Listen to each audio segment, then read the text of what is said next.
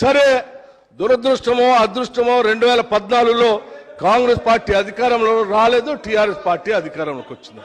అధ్యక్ష, కాంగ్రెస్ పార్టీ బాగా